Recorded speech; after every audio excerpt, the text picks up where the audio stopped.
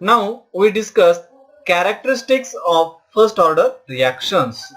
जो first order rate equation आपण derive केलं त्यानुसार आपण त्या फर्स्ट ऑर्डर रिएक्शन साठीच्या कॅरेक्टरिस्टिक्स पाहूया.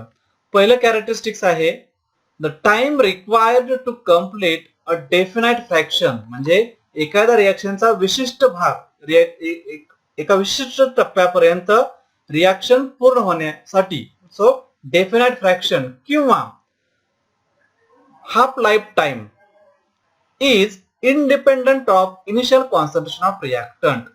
त्या रिएक्शनचा हाफ लाईफ टाइम किंवा time required to complete a definite fraction of the reaction एक विशिष्ट 30%, 40%, 50% रिएक्शन पूर्ण होण्यासाठी लागणारा वेळ हा काय आहे is independent of initial concentration of the reactant.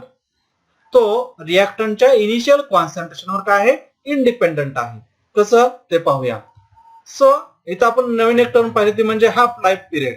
Half life period म्हणजे काय it is a time required किंवा time taken to complete the 50% of reaction. म्हणजे 50% रिएक्शन पूर्ण होण्यासाठी लागणारा वेळ त्याला आपण काय म्हणूया half life time. So the half life period that is time required to decompose or transfer half of the initial amount. म्हणजेच रिएक्शनचा जो इनिशियल अमाउंट आहे त्याचं हाफ डिकम्पोज होण्यासाठी किंवा हाफ ट्रान्सफर होण्यासाठी जो वेळ लागणार आहे तो वेळ म्हणजेच काय त्या रिएक्शनचा हाफ लाईफ टाइम किंवा half life period. So the half life period that is the time required to decompose or transfer half of the initial amount of reacting substance can be obtained by. कसा obtain करता येईल can be obtained by putting कसं t is equal to t1 half. म्हणजेच time काय झाला t1 half. Then x that means decrease in concentration of reactant A कसं असणार आहे मग इनिशियलच्या हाफ. म्हणजेच इनिशियल कॉन्सन्ट्रेशन आपण काय कन्सिडर केलं होतं मगाशी A. So A divided by 2. x is equal to A divided by 2 आणि t is equal to t1 half. हे जर आपण सबस्टिट्यूट केलं कुठं in the kinetic equation for first order reaction that is k is equal to 2.303 divided by t into log raised to 10 of a divided by a minus x. या first order rate equation मध्ये आपण t ची value काय substitute केली t1 half आणि x ची value काय substitute केली a1 half. Then the equations becomes काय होणार आहे पहा हे इक्वेशन परत मी रिअरेंज केलं t1 half इक्वल साइनच्या या बाजूला घेतलं आणि इकडचं k इक्वल बाजूच्या इक्वल साइनच्या या बाजूला घेतलं. त्यामुळं t1 half is equal to 2.303 divide by k into log base to 10 of a upon a by 2. इथं a अपॉन a बाय 2 झालं शिल्लक राहिलं फक्त खालचं. सो हे परत काय होणार आहे इथं डिनॉमिनेटर मध्ये टर्म्स आहे ती वरती जाईल आणि a ला हे कॅन्सल होईल शिल्लक राहील फक्त t1 half is equal to 2.303 divided by k into log base to 10 of 2 आणि log base to 10 of 2 ची किंमत किती असणार आहे 0.303. ही जर या इक्वेशन मध्ये सबस्टिट्यूट केली तर फायनल व्हॅल्यू काय मिळेल आपल्याला t1 half is equal to 0.693 divided by k. So half lifetime of the reaction is equal to 0.693 divided by k. K means rate constant of that reaction and hence from this आपण काय सांगू शकतो this equation does not contain any concentration term. या equation मध्ये याची equation आहे या equation मध्ये कोणतीही कॉन्सन्ट्रेशन टर्म नाहीये a नाहीये किंवा x नाहीये. So this equation does not contain any concentration term hence half life period is independent of initial concentration of the reactant. हे झालं पहिलं कॅरेक्टरिस्टिक्स. देन सेकंड कॅरेक्टरिस्टिक्स काय सांगता येईल आपल्याला the velocity constant k is independent of the units used to express the concentrations. velocity constant k जो आहे या इक्वेशन मध्ये सो हा k काय आहे independent of units used to express the concentrations. काय होणार आहे पाहिजे या इक्वेशन मध्ये a divide by a minus x. a म्हणजे कॉन्सन्ट्रेशन आहे a मायनस एक्स ही सुद्धा काय कॉन्सन्ट्रेशन टर्म्स आहे त्यामुळं काय होईल, here it is the ratio of a divided by a minus x and their units gets cancelled.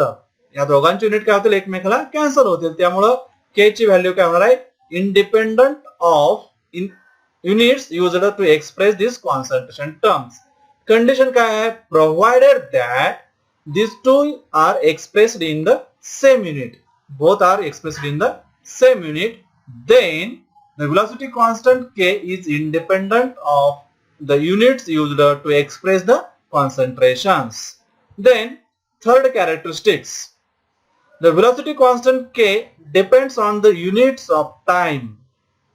जरी कॉन्सन्ट्रेशन च्या युनिटवर डिपेंड नसलं तरी इथं काय म्हणतो आपण, it is depends on the unit of time and is expressed in reciprocal of time. आता मग या इक्वेशन मध्ये बघा, याचं युनिट कॅन्सल झालं ठीक आहे, पण इथं राहिलं काय, time. So it is expressed as reciprocal of time units. That means if the time T is given in second, जर टाइम आपण सेकंड मध्ये दिला असेल तर के चे युनिट काय येणार आहे, पर सेकंड. टाइम जर मिनिट मध्ये दिला असेल तर के चे युनिट काय येणार आहे, per minute, minute raise to -1. Next characteristics, that is fifth characteristics, is all the reactions of first order satisfy the equation.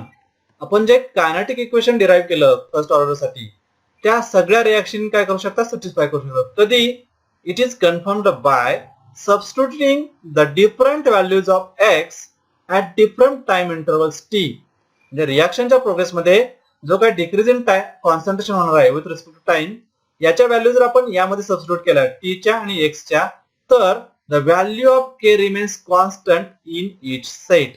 आणि असं झालं, मिळणाऱ्या के च्या व्हॅल्यू जर कॉन्स्टंट मिळाल्या तर आपण काय म्हणू शकतो, the reaction is of first order and reaction satisfy this first order rate equation. Now graphical confirmation or characteristics, that is graphical confirmation. आता फर्स्ट ऑर्डर रेट इक्वेशन आपल्याला माहिती आहे, k is equal to 2.303 divided by t into log base to 10 of a upon a minus x. आता graphical confirmation कसं करूया, हेच equation जर आपण रिअरेंज केलं आणि तर काय मिळेल पहा, ही टर्म काय केली मी इक्वल साइनच्या या बाजूला घेतली, त्यामुळे काय मिळालं मला, k into t divided by 2.303. आणि मग या इक्वेशन मधून ही जी टर्म आहे कोणती, log base to 10 of a upon a minus x versus time t, यांचा जर ग्राफ काढला तर ग्राफचं नेचर काय मिळते मला, a straight line passing through the origin is obtained and it confirms that the order of it is the first order reaction. That means order of reaction is first. कधी जर मी log base to 10 याचा जर graph काढला, log base to 10 a upon a minus x versus time t याचा graph काढला, nature मिळालं मला straight line passing through origin. हे महत्वाचं आहे, ओरिजिन मधून जाणारी स्ट्रेट लाईन मिळाली तर रिएक्शनचा ऑर्डर किती आहे, फर्स्ट ऑर्डर रिएक्शन. आणि मग या स्ट्रेट लाईनचा जर स्लोप काढला तर स्लोपची व्हॅल्यू काय असेल, slope gives the value of K divided by 2.303. जे इथं जे राहिलं होतं त्याची व्हॅल्यू मिळाली. Again the rate constant K is obtained from this equation. कसं, स्लोपची व्हॅल्यू इथं सबस्टिट्यूट केली तर काय मिळेल मला, rate constant for this first order reaction. Again above equation can be written as, इथं जे इक्वेशन आहे हे, या इक्वेशन मध्ये इथं काय आहे, लॉगचा डिवायडेशन घेतलं आपण, log a upon a minus x असं लिहू शकतो. कसं पहा, again equation can be written as log base to 10 of a minus log base to 10 of a minus x. ही टर्म आहे अशीच होते तिथं. सो रिअरेंजिंग दिस आणि काय केलं पहा, log base to 10 of a minus x म्हणजे ही टर्म इक्वल साइनच्या या बाजूला घेतली, ही टर्म इक्वल साइनच्या या बाजूला घेतली, त्यामुळं याचं मायनसचं प्लस झालं आणि या प्लसचं मायनस झालं, minus kt by 2.303 plus log base to 10 of a. आता याच्यामध्ये परत आपण जर log base to 10 of a minus x versus time t याचा जर ग्राफ काढला तर ग्राफचं नेचर कसं मिळेल पहा, straight line having intercept on y axis. And मग हा जो इंटरसेप्ट असेल तो इंटरसेप्ट म्हणजे काय असणार आहे, intercept on y axis is equal to log base to 10 of a, ही term y is equal to mx plus c अनुसार. and slope is equal to minus k by 2.303. So slope च्या value वरून आपण परत इथं k that means rate constant ची value find out करू शकतो. Okay, this is about characteristics of the first order rate constants. Now we discuss some examples of first order reactions. कोणते example सांगता येतील आपल्याला? तर most of the first order reactions are pseudo unimolecular reactions in nature. आपण पाहिलं की molecularity of reaction म्हणजे काय? तर number of molecules taking part in the reactions. पण बहुतांश फर्स्ट ऑर्डर रिएक्शन्स ह्या कशा आहेत? सुडो युनिमॉलिक्युलर रिएक्शन्स आहेत. म्हणजे त्या युनिमॉलिक्युलर नाही आहेत पण बिहेव लाईक अ सुडो युनिमॉलिक्युलर.